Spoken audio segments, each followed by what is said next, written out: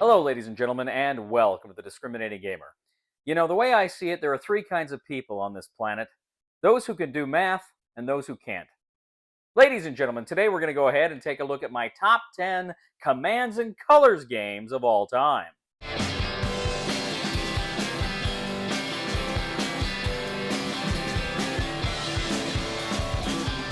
All right, ladies and gentlemen, so we're going to go ahead and take a look at my all time favorite commands and colors games.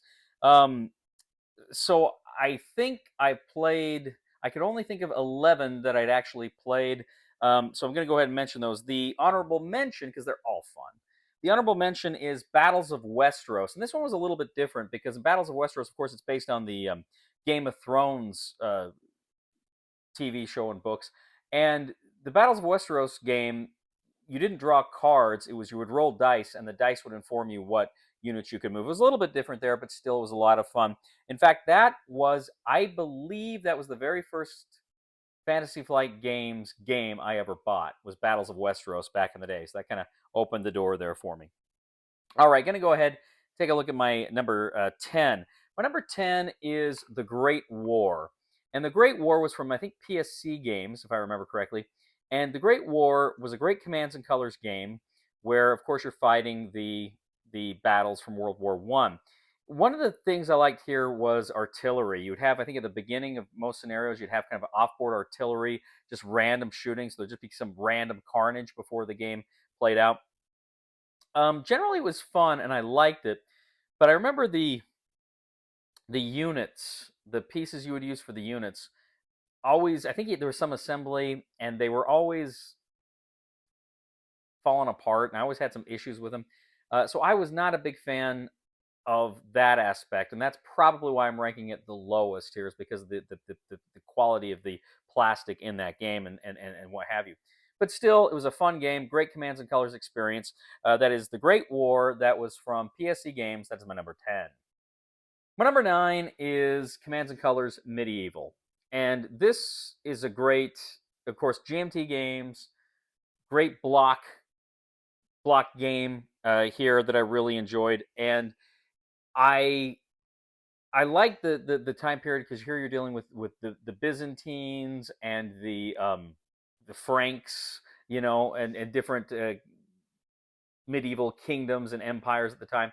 So it was a lot of fun because I like the battles from the game and I like the era that you're playing in from the game. And I think they actually kind of refined and they tweaked a few rules from ancients, with like the number of dice that like some of the units would have, which I liked okay, but as we'll see, I still like ancients a little better, as we'll see here. But that is Commands and Colors Medieval. That is my number 9, and that is from GMT Games. My number 8 is CNC Ancients. CNC Ancients, again, a block war game. You're using blocks, not I guess technically a block war game where you rotate, but you use blocks here. And this game was tremendous fun for me because some of the battles here I really, really enjoyed. Like Cannae, you got the Great Roman battle, and Zama.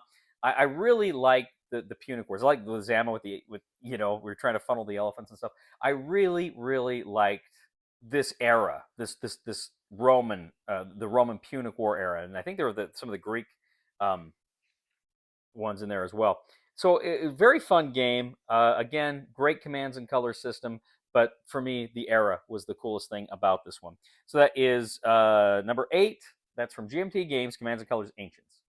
Okay, number 7 has a very special place in my heart because my number 7 was my very, very first Commands and Colors game. And this is Battle Cry. And Battle Cry was, I think, Avalon Hill. I think it was Avalon Hill put it out originally, and this was probably around 2000 or so, around the turn of the century. And this game was so much fun because I didn't see it coming. I didn't realize how much I was going to love this system. And of course, you got the great battles. My only real complaint here is your cavalry here doesn't act like cavalry really did in the Civil War. It's more used as kind of mounted infantry. But despite that, I still really, really enjoyed the game. And I remember I was over to Zach's house one night, and it was late, and we said, "Hey, let's just play a game." So we went ahead, played a game, and as soon as we finished it, we said, let's just do one more. We played it. We finished it. Let's just do one more, and we ended up playing, I think, about 7 or 8 games that night. We were having so much fun, and it's such a great game. It's such a great system, and it lended itself generally well to Civil War, although that cavalry thing. But that is number 7, Battle Cry, and that is from Avalon Hill. My number 6 is one that's came out, I want to say, in 2000, 2001, thereabouts. But this is another great GMT game in this line. This is Commands and Colors Samurai Battles. Commands and Colors Samurai Battles is great. You've got the first of all, this is the battles here and stuff is I'm not that familiar with it. I don't know Japanese history nearly as well as perhaps I should. So it was kind of fun discovering a lot of these new battles and the history here, which I really enjoyed. But what I liked is you've got I can't remember what they're called, the dragon cards or whatever, but there's like a whole other deck of cards that can throw monkey wrenches into what, your opponent's trying to do. And so every time you play something, you're wondering if they've got something that they can pull out of a rabbit they can pull out of their hat to kind of screw you over or mitigate some of the damage that you're going to do to them. But that was tremendous fun. Again, it was great learning this new history that I was not as familiar with, but then that new system with those again, I want to say dragon cards. Can't remember the name of them off the top of my head, but they were great. A lot of fun. So that is Commands and Colors Samurai Battles. That is my number 6 from GMT Games. My number 5 takes Commands and Colors into the fantasy realm, and this is Battle Lore, specifically Battle Lore 2nd Edition. This was the Fantasy Flight games. Now, originally, I think it's Days of Wonder published it. I never played the Days of Wonder. I just played the Fantasy Flight version. And the Fantasy Flight version was amazing. Again, you had cards that would let you kind of manipulate things on the board, and you had was it fate? Gosh, I can't remember the names of them, but like fate cards or whatever. They were really cool, and they kind of did the same thing as the dragon cards in Samurai. But it was a good fantasy adventure war game, and I loved the minis here. You had some of these minis, of course you had humans, but then you had all sorts of creatures. You had that one like giant spider. I mean, the game I thought was just a heck of a lot of fun, and I'm very, very sad to say I no longer own this game. When I moved to Texas, this did not survive the purge. I ended up giving this one to a friend of mine, and I'm sad because that is a great game. I'm talking about it right now, and I'd love to play it again. Great Commands and Colors game. That's number 5. That is Battle Lore 2nd Edition from Fantasy Flight Games. My number 4 takes it into a science fiction direction, and this is Red Alert from PSC Games. Red Alert is essentially the Commands and Color system with spaceship battles. And you've got these really cool spaceship minis. They're green and red, so it's kind of got a Christmassy theme to it. But the mat that you play on is huge. In fact, I don't think I can play it on the table I got right now because it is so big. But you really get a sense of these kind of epic spaceship battles in a really easy to manage rule set. And again, a lot of fun and interesting things you can do and cards you can play throughout this game. Really, really a fun and surprisingly, I was surprised it didn't do better, that this one didn't really go the distance because it's great. I must confess, I did give this one away briefly, but a friend of mine, I got it back from him. I said, can I have that back? Because I wanted it, and I got it back. Anyway, great game. This is Red Alert. That is number 4. That is from PSC Games. Now, up until fairly recently, if you had asked me my favorite Commands and Colors game, my number 3 would have been my number 1. I would have said, yeah, that hands down is my number 1. And this is Commands and Colors Napoleonics. Now, Commands and Colors Napoleonics has always been my favorite for several reasons. First of all, I think it's got one of the most mature rule sets of Commands and Colors, where there's I feel like there's a lot of things you can do historically that make sense, both in terms of the game and in history, like your the way your artillery worked, but also too your infantry could form squares. If cavalry were threatening it, you could put your guys into squares. And so there's a lot of fun choices like that. But one of the reasons why I love this one the most is I absolutely love the Napoleonic era, Napoleonic warfare. Napoleonic warfare was one of the subfields in my PhD. So I've studied a lot of it. I've actually I taught a course on the French Revolution and the Napoleonic Wars, and I'm really interested in that era. I think it's just fascinating. And this game, you get the iconic battles, of course, Waterloo. Really good, really fun game. That is Commands and Colors Napoleonics. That is number 3. That is from GMT Games. All right, my number 2 is a game that just, when I'm recording this video, I don't even think it is available in retail yet. This is a game I've just played, and I played a lot of. If you watch the channel, you've seen a lot of my videos on this. This, of course, is Star Wars Battle of Hoth. Now, I'll tell you right now, the reason why it's so high, for a couple of reasons. Number one, I love The Empire Strikes Back. I love Star Wars, and this theme is just so well done here, I think.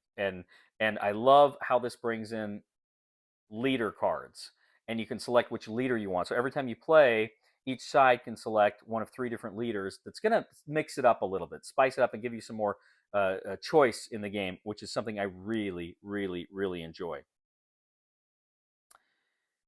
But there's also the campaigns. There's many campaigns. I haven't played those yet. I'm looking forward to doing that.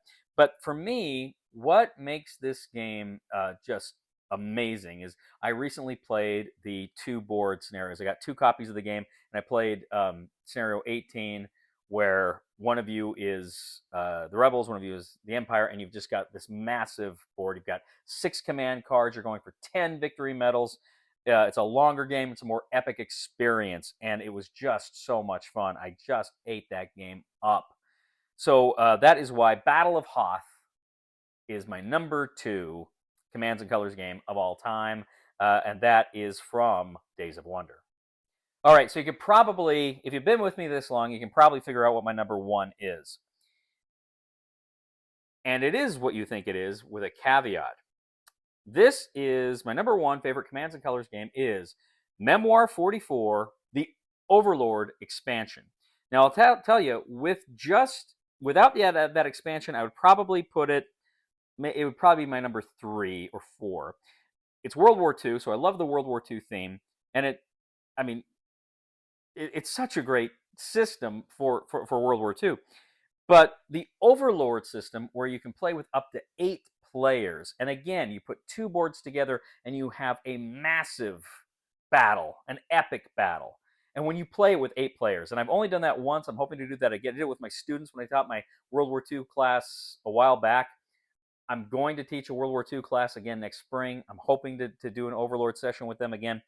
Man alive, it is fun. It is so much fun. I love Memoir 44, but the Overlord game just knocks it out of the park. It's one of those rare experiences. Some games are just gems when you play them. When you play this one in that epic experience, it's just amazing. So that is my number 1 Commands and Colors game of all time. That is Memoir 44 with the Overlord expansion. That is from Days of Wonder. All right, ladies and gentlemen. So tell me, what do you think? What are your favorite Commands and Colors games? What order would you put them in? Do you not like Commands and Colors? Is that maybe something you're not too fond of? Let me know. I'm very interested to hear what other people's ideas are about this great game system. So let me know. Please leave a comment here on YouTube, on Board Game Geek, on our Facebook page, on X. Love to hear what you have to say. Please subscribe to this to our channel. Give a thumb to this video here on YouTube and on Board Game Geek. That helps us out. And if you really like what we do here, I'd humbly ask you to check out my other channel. That is Cody Carlson, PhD, where we talk about military history and books on history, fun things like that. It would mean the world to me if you would subscribe to that channel as well. And if you do really like what we do here on The Discriminating Gamer, I would humbly ask you to click on the Super Thanks button and leave a tip. You know, I just finished writing a play. It's called Broken Arms. Now I just need a cast. Please somebody help me on my feet again, and I don't know where I'm going, and I don't know where I've been. Please somebody help me on the solid ground. It's a long time, and I'll be dying. Once a year I wind up in the band. God knows that I love to fight, but I don't ever win. It's a fine line to damnation, but God let me in.